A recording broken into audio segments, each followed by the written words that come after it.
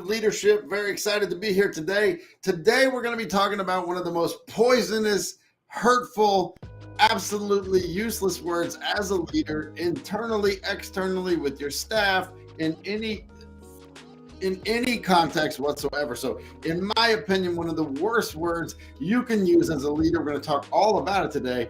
And absolutely, should you pay attention? Yes, because I just used the word should. We're going to talk all about not shoulding on ourselves, not using the word should. Why? Because powerful leaders are creative.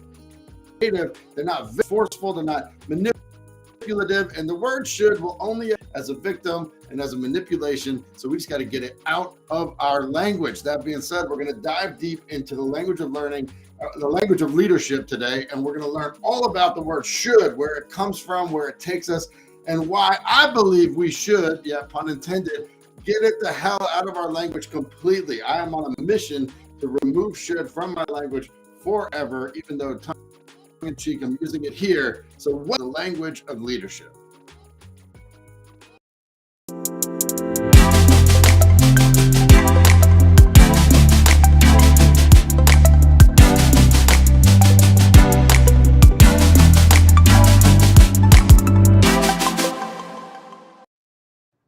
All right, so we are talking about should. Now, you probably have heard the adage, don't should on yourself, right? Here's the deal with the word should, okay? First, what is the word should? What is the origin of the word should? Let's talk about it. Should is actually the past tense of the word shall, right? And everybody knows legally we say you shall or I shall or we shall. It is a force. It is a requirement. This shall, this must happen.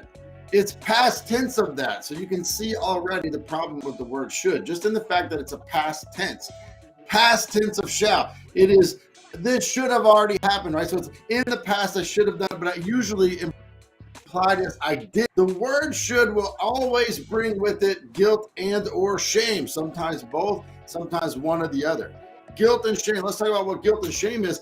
Guilt is when you feel you don't want to do something anymore. It can be really useful for a second. When you start carrying guilt around beyond that second, like you realize, I feel guilty. Man, I don't want to do that anymore. Great. You can with a new choice, right? So no guilt, no shame, new choices, right? We resolve guilt and shame the same way. We resolve guilt and shame with new choices. So it's not that guilt and shame have no use. They do have a use, but they have a very momentary use. We carry guilt and shame beyond choice, beyond changing our behavior.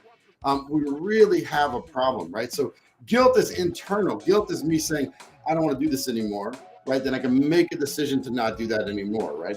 Shame is external. Shame is other people saying, hey, you ought not to do that, right? Now, the first decision you have to make with shame is, do the people who are telling you ought not to do that, do they matter to you? Do you agree to them? Do they have the authority to tell you this, right? Because with shame, the first choice is really, does that person even matter? There's so many people screaming shit from the bleachers, so many comments that don't matter to us.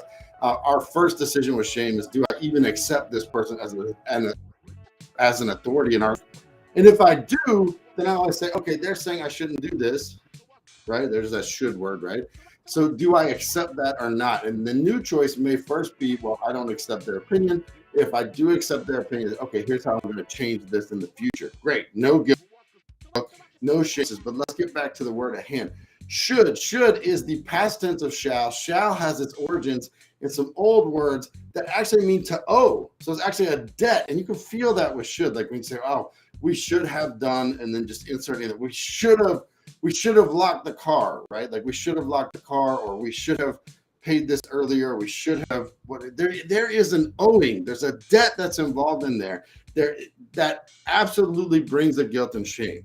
As a leader, we don't want to be leading with guilt and shame. This is not going to create powerful organizations. It's not going to provide powerful leadership in any way, right? So we want to stay away from guilt and shame. We don't want to be guilt tripping people into doing what they need to do. And the word should almost always does that, whether we're using it internally or whether we're using it externally with our clients.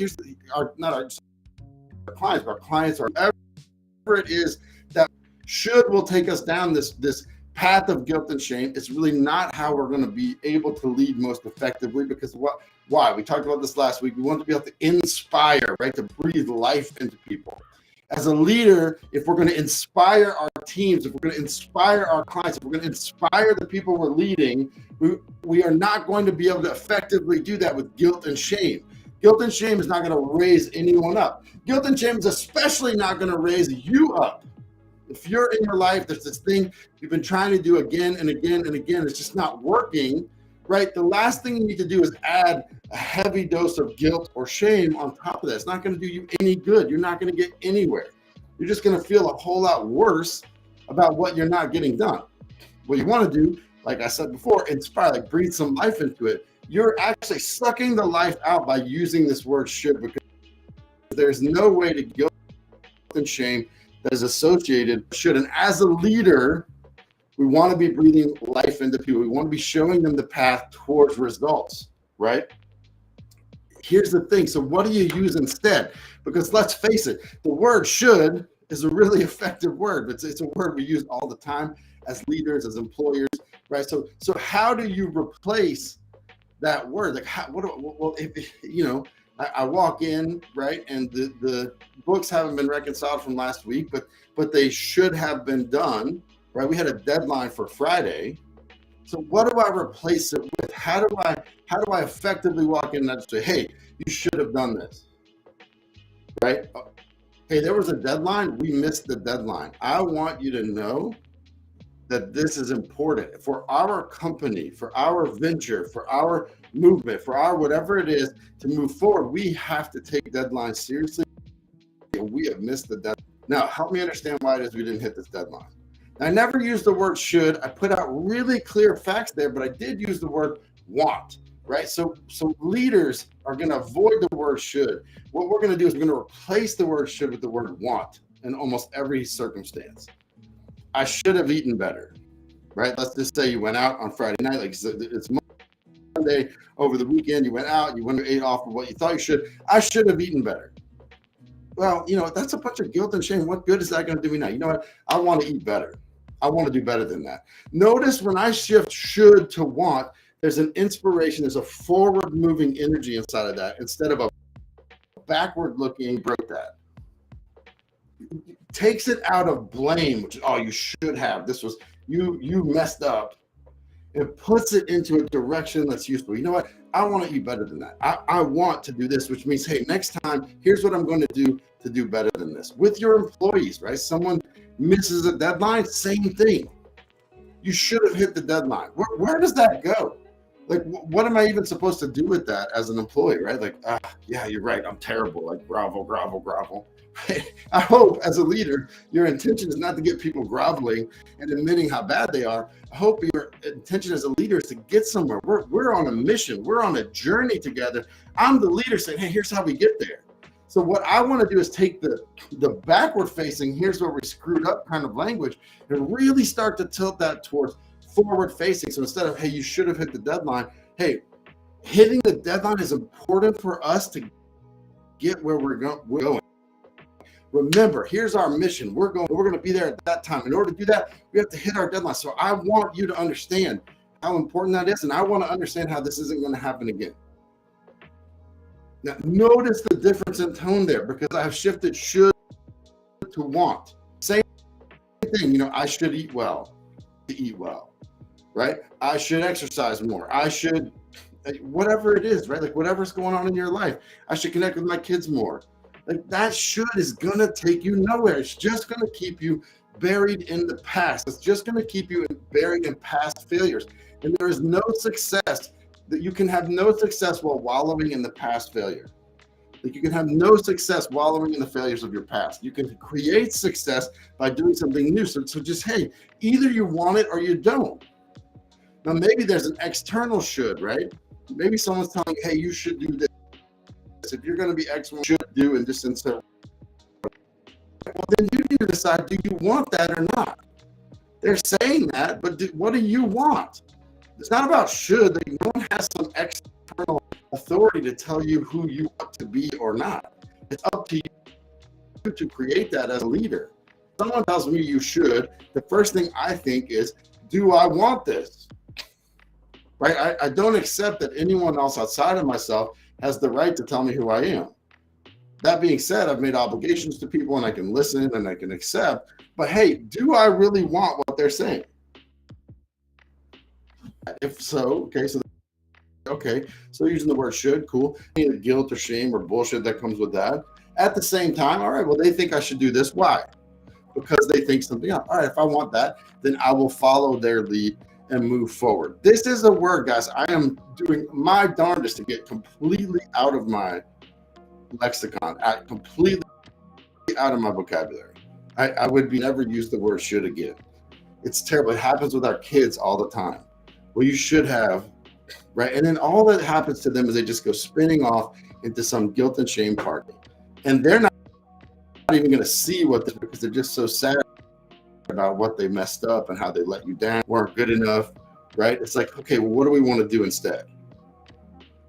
We understand that didn't work. Okay, my daughter was in a cross-country race this last weekend, right? And she tried just barreling out the first 150 yards or so. She's like, I'm just going to sprint the first 100, 150 yards. It didn't work. It's like the guy said, she went out fast, but it went way too fast, and she struggled with the race. So she still was right in the range of her PR for the total race, but it just didn't work. And I could say easily, hey, you shouldn't have done that. And she said that about herself. She's like, well, I shouldn't have run so hard. Like, I shouldn't have sprinted so much at the beginning. I would have had more juice at the end. I was like, well, okay, hold on. Let's not shit on ourselves, right? Let's slow down. It's like, you were testing running out. It didn't work, right? So what do we want? We want more juice at the end. We want a better time. We tested that. It didn't work. So next time, what do we want? Like, where do we want to go? How bad you were. Cool, I tested this. It didn't work. But here's what I'm going to do instead. I want an overall better time. I tried this. It didn't work. Instead of, I shouldn't have done that. I shouldn't have done that just brings so much negative energy. And there's already enough negative. Life is already uphill enough. We don't need to be adding that with our self-talk. Anytime you find yourself inside of your self-talk, you're really adding a lot of extra weight, burden, and resistance for no particular reason. No particular reason. You're not helping yourself forward. You're not moving yourself forward. As leaders, we got to eliminate the word should. I hope, guys, that this gives you a little bit of insight about the word should and how useless it is as a leader. It will not inspire anyone forward. It will only mire them in the past and in the mistakes of the past. Should is the past tense of shall. Right there, it shows us, hey, as a leader, this doesn't have a whole lot of use to us because we don't need the past. Like, the past is an indicator. We can use it to kind of, but the past is not where we're going. As leaders, we inspire people towards their future, and something that has us rooted in the past will never actually work. I hope you absolutely learned something today. I hope you'll make a commitment to get rid of should and replace it with want. Replace it with want. Have the courage, take the courage to want things and to want them passionately and to create them as a leader. Thanks.